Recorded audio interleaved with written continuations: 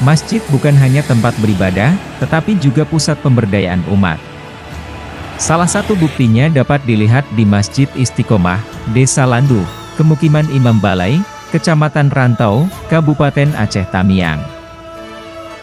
Tahun 2024, Baitul Mal Aceh, BMA, memberikan bantuan infak sebesar Rp25 juta kepada Masjid Istiqomah.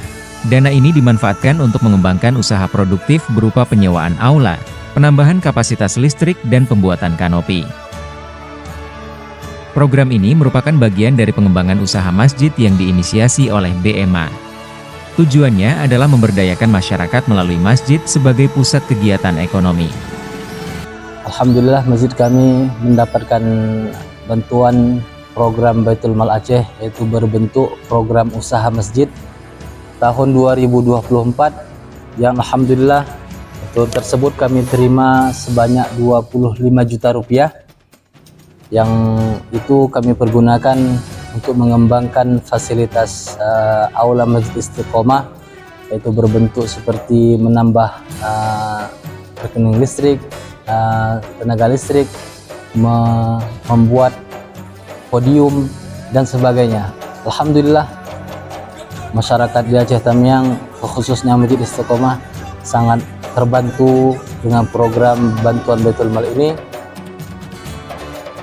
Hasil usaha produktif ini juga digunakan untuk menjalankan program sosial seperti pemberian sayuran gratis bagi jemaah sholat subuh setiap hari Jumat.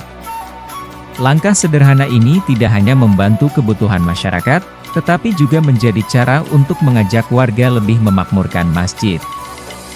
Melalui program ini, Baitul Mal Aceh membuktikan komitmennya dalam memberdayakan umat dengan pendekatan yang berkelanjutan. Saya berterima kasih kepada Baitul Mal Aceh yang telah memberi bantuan kepada masjid kampung kami.